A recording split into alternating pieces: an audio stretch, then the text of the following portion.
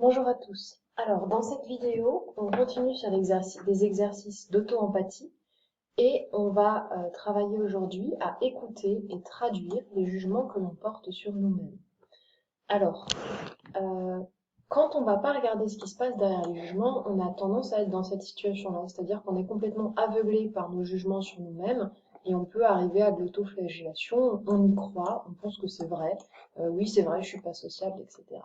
Et on va voir qu'en fait, avec le processus de la communication non violente, on va pouvoir aller traduire ce qu'il y a derrière ce jugement et qu'à partir du moment où on le traduit, on a beaucoup plus de clarté, on est beaucoup plus en harmonie avec nous-mêmes.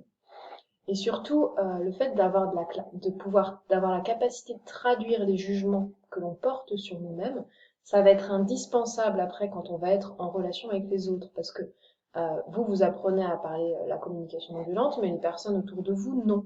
Et c'est pas du tout gênant parce qu'en fait, quelqu'un qui pratique régulièrement sait traduire les jugements des autres et du coup, il comprend ce qui se passe derrière. Donc vraiment, cette relation à soi, ça va être un indispensable pour bien comprendre la violence des autres. D'abord, réussir à comprendre sa propre violence. Alors, on commence par une petite définition. Un fait, c'est quelque chose d'objectif. C'est quelque chose objectif, ça veut dire que tout le monde serait d'accord de dire que, par exemple, l'herbe est verte, il y a des nuages dans le ciel ou des choses comme ça. Et ça va être descriptif. Ça s'oppose au jugement parce que le jugement, c'est le fait de mettre une valeur morale sur quelque chose. C'est de dire que tel comportement, c'est bien ou c'est mal, que telle chose, c'est bien ou c'est mal, etc.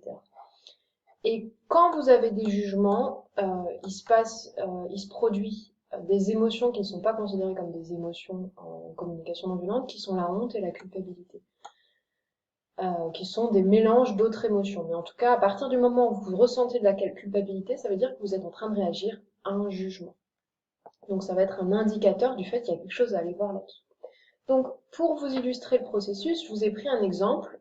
Donc on va distinguer deux parts. Donc c'est deux parts à l'intérieur de vous-même. Donc là à l'intérieur de moi-même. Donc là il y a la part qui juge, celle qui va dire le jugement. Elle m'a dit t'as pas honte. Ça c'est le jugement. Donc t'as pas honte, c'est plutôt mal. J'ai fait quelque chose de mal. Et de l'autre côté il y a la part qui a fait l'action. La partie de moi et l'action que j'ai faite, c'était je suis pas allée en manif alors que la manif elle passait juste en bas de chez moi. Du coup, il y a cette part-là qui disait quand même, franchement, j'attendais mieux que toi, etc. Donc ça, c'est ce qui se passe en surface. C'est ce que j'ai représenté ici en surface. Il y a une part qui juge, l'autre qui soit elle se défend, soit elle descend en manif, mais du coup pas très très bien. Et, euh, et du coup, on va voir ce qui se passe en profondeur. Donc, ce que je vais vous inviter à faire tout à l'heure, c'est aller chercher les émotions et les besoins non nourris qui se cachent derrière chacune des parts. Donc la partie là qui disait t'as pas honte, elle était à la fois énervée et très déçue de mon comportement. Et quand je suis allée chercher les besoins non nourris, parce qu'à chaque fois que vous avez des émotions désagréables, c'est un indicateur qu'il y a des besoins qui ne sont pas nourris. Donc les besoins non nourris, c'était un besoin de contribuer à l'évolution de la société et de contribuer de faire une action qui permet que la société aille dans le sens, soit en accord avec mes valeurs. Un besoin de sens. De voilà, là, ton comportement, c'est n'importe quoi, ça n'a pas de sens, et puis en plus on contribue pas. Et sauf que bah, quand c'était exprimé comme ça, bah, c'était pas du tout clair. Moi, je comprenais pas que mon besoin c'était ça. Et du coup, ce qui s'est passé chez l'autre partie de moi, c'est que bah, il y a une partie qui s'est défendue, et en tout cas, il y a une partie qui était aussi triste, agacée, de recevoir un jugement. Puis cette partie, à la base, si elle a fait cette action, c'est aussi parce qu'elle était fatiguée et qu'elle avait besoin de repos. Et bah, si elle n'est pas sortie en manif ce jour-là, c'est qu'elle était vraiment fatiguée, elle avait besoin de repos, de bienveillance envers elle-même, de prendre soin d'elle. Et donc là, le fait que cette partie-là, elle s'exprime avec un jugement, elle a besoin de ça, et elle s'exprime en disant t'as pas honte, ça crée un conflit entre les différentes parts de moi-même. Et ce conflit, eh ben, en plus de ça, il va pas du tout prendre soin de mon besoin d'harmonie, donc ça veut dire que je vais me sentir pas bien, et en plus, si je vais pas regarder en dessous, bah, je comprends pas ce qui se passe. Alors qu'à partir du moment où j'ai pris conscience que cette partie-là, elle avait besoin de contribuer, elle avait besoin que la société évolue, et elle avait besoin de sens, et que celle-là, elle avait besoin de repos et de bienveillance, je peux concevoir une stratégie qui prend soin de tous mes besoins. Et là, par exemple, clairement, j'avais besoin d'avoir une action politique, et cette action politique, ce jour-là, elle va pas se faire par une manif, parce que si je fais ça par une manif, je vais pas prendre soin de ces besoins-là. Mais par contre, elle peut se faire par partager des choses sur Internet ou des choses comme ça, m'engager dans une association ou quelque chose comme ça. En tout cas, à partir du moment où j'ai pris conscience qu'il y avait ça qui se jouait, je peux aller concevoir une autre stratégie qui prend soin de tous les besoins. Donc, pour résumer, un jugement, ça va être une expression maladroite parce que la personne, ou cette partie de moi, elle ne sait pas faire autrement, et tragique, d'un besoin non nourri. Tragique, parce que tant que c'est exprimé en jugement, ça va pas permettre d'avoir de la clarté sur ce qui se passe en dessous, et ça va pas permettre de concevoir une stratégie qui va permettre de prendre soin de ces jugements. Donc là, quand je me dis derrière chaque jugement, il y a un besoin précieux, c'est que quand vous prenez le temps d'aller voir ce qu'il y a en dessous, vous allez pouvoir être plus en accord avec vous-même et vous sentir beaucoup mieux, parce qu'en plus vous vous sentirez en harmonie, et les deux parties, là, elles se sentiront bien. Elles ne seront pas des émotions désagréables. Donc voilà, je vais vous inviter à faire cette démarche-là. Pour ça, je vous invite à chercher un jugement que vous avez porté sur vous-même, et pour ça, cherchez la dernière fois que vous avez ressenti de la culpabilité, et que c'était par rapport à une action que vous aviez faite, et que c'était en fait une part de vous qui vous tapait dessus. Si vous n'arrivez vraiment pas à trouver un jugement que vous avez eu envers vous-même, prenez quelqu'un d'autre qui vous a jugé. Ce sera un peu plus compliqué pour la suite de l'exercice, mais ça peut être une solution si vous êtes un peu perdu. Voilà, je vous invite à faire ça maintenant, trouver un jugement et traduisez-le en fait.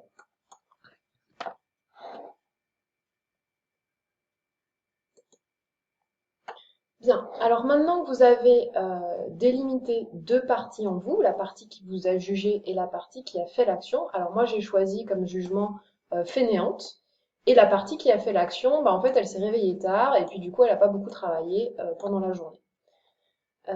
Je vous invite on va aller maintenant chercher les émotions qui se cachent derrière le jugement et les besoins insatisfaits, les besoins non nourris qui se cachent derrière le jugement aussi. Alors ça peut être un peu difficile de faire d'abord les émotions de chaque partie, après les besoins de chaque partie. Donc si vous vous sentez en difficulté, faites d'abord les émotions et les besoins de la part qui juge, et puis après vous reviendrez en arrière sur la vidéo et vous vous occuperez de la partie qui a fait l'action. Alors pour moi, les émotions de la part qui me jugeait, fainéante, elle était très agacée, elle était triste, elle était encore une fois déçue de mon comportement. Et, euh, et voilà, on verra tout à l'heure pour les besoins. La part qui a fait l'action, elle était fatiguée et très découragée. Donc voilà, je vous invite à prendre un petit temps pour au moins faire la part qui juge. Et puis, si vous arrivez à faire ça, très bien. Si vous n'arrivez pas à faire ce côté-là tout de suite, vous le ferez tout à l'heure.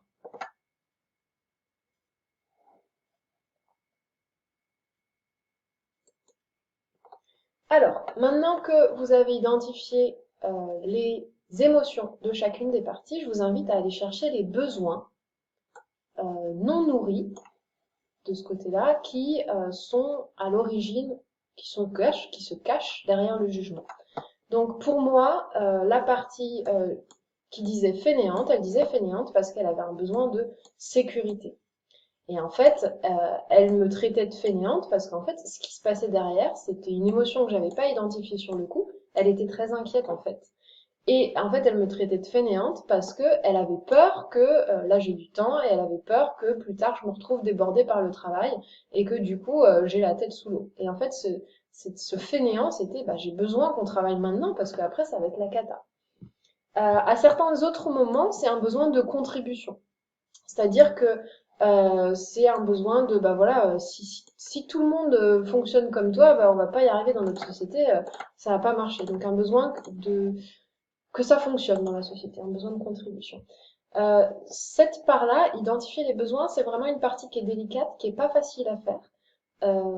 Si vous y arrivez pas en lisant les besoins, moi je me pose ces questions-là. Pourquoi c'est important pour toi? Je pose ces questions-là à la partie qui juge. Je fais un dialogue intérieur. Pourquoi c'est important pour toi d'aller en manif, de se lever tôt, de travailler? Qu'est-ce que ça t'apporte? Et ces deux questions, en général, elles m'aident à identifier ce qui se passe. Donc je vous invite à faire ça pour la part qui juge et pour la part qui fait l'action. Donc identifier les besoins qui sont à l'origine des émotions qui sont ressenties. Je vous invite à faire ça maintenant.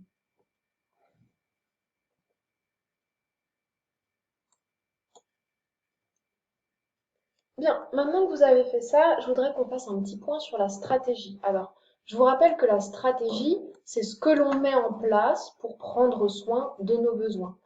Et là, cette partie-là de moi qui me jugeait, qui me disait que j'étais fainéante, elle avait besoin de sécurité et de contribution, et la stratégie qu'elle a mis en place pour nourrir ses besoins, c'était de m'insulter et de me traiter de fainéante. Alors clairement, c'est pour ça que je disais que c'était tragique tout à l'heure, c'est que cette stratégie, elle n'est pas très efficace. D'abord parce qu'elle crée un conflit entre différentes parties de moi-même. Elle crée beaucoup de sentiments désagréables et en plus, elle prend pas du tout soin de mon besoin d'harmonie. C'est-à-dire que soit cette partie va se mettre à se défendre, celle qui a fait l'action de se lever tard pour prendre soin de son besoin de repos, soit elle va agir, mais elle va agir comme ça, en mode je dois, j'agis, parce que sinon je vais me faire taper dessus. Ça, c'est pas franchement agréable. Donc c'est une stratégie qui existe, mais qui crée beaucoup de chaos. Alors ce que je vous invite à faire, maintenant que vous avez plus de clarté sur les besoins de chacune des parties, donc cette partie-là, la partie qui a fait l'action de se lever tard, elle avait besoin de repos, je vous invite à trouver une stratégie, et là on est vraiment dans le cœur, une stratégie qui va prendre soin de tous les besoins qui ont besoin d'être nourris à ce moment-là.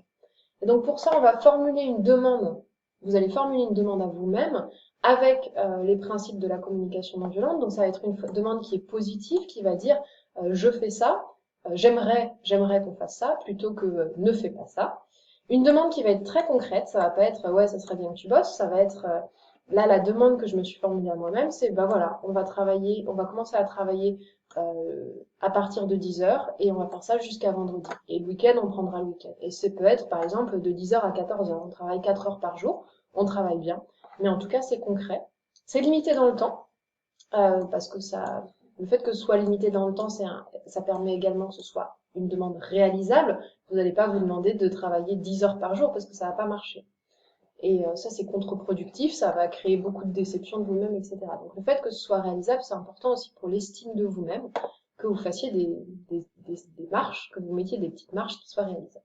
Et enfin, c'est une question ouverte, c'est-à-dire que vous allez faire un dialogue intérieur. Ok, est-ce que ça te va? Est-ce que toi, ça t'irait si on travaille à partir de 10 heures jusqu'à vendredi? Ce serait ok pour ton aussi besoin de sécurité, de contribution. Et voilà, créer ce dialogue intérieur, regardez ce que ça donne. Dernier élément, les besoins que vous avez identifiés, ils vont déterminer la stratégie que vous allez prendre. Par exemple, euh, quand la part qui me juge et qui me dit que je suis fainéante, elle a un besoin de sécurité et elle a besoin qu'on avance sur notre travail, la stratégie alternative, ce sera ok, on va travailler jusqu'à 10 heures, jusqu'à vendredi. À partir de 10 heures jusqu'à vendredi. Lorsque le besoin, c'était contribuer au fonctionnement de la société, là on est confiné, je me sens pas très utile, je suis enfermée chez moi. Si mon besoin c'est ça, si la part qui me traitait de fainéante, elle avait besoin de ça, une stratégie qui permettrait de prendre soin de cette part-là, ça va être par exemple de coudre des masques pour les personnes âgées qui sont autour. Là, je contribue à une société qui est en accord avec mes besoins et mes valeurs. Et à partir du moment où vous trouvez une stratégie qui prend soin de tous vos besoins, vous êtes beaucoup plus dans une dynamique comme ça. Vous n'êtes pas en train d'agir par peur ou par devoir, ce que l'on croit être un devoir, vous êtes en train d'agir parce que vous prenez soin de toutes les parties de vous. Et ça, vraiment, ça va créer une différence incroyable. Moi, je l'ai vu quand je me suis réveillée. Donc voilà, je vous invite à prendre une petite pause et mettez pause sur la vidéo et puis formulez votre demande qui prend soin de tous vos besoins.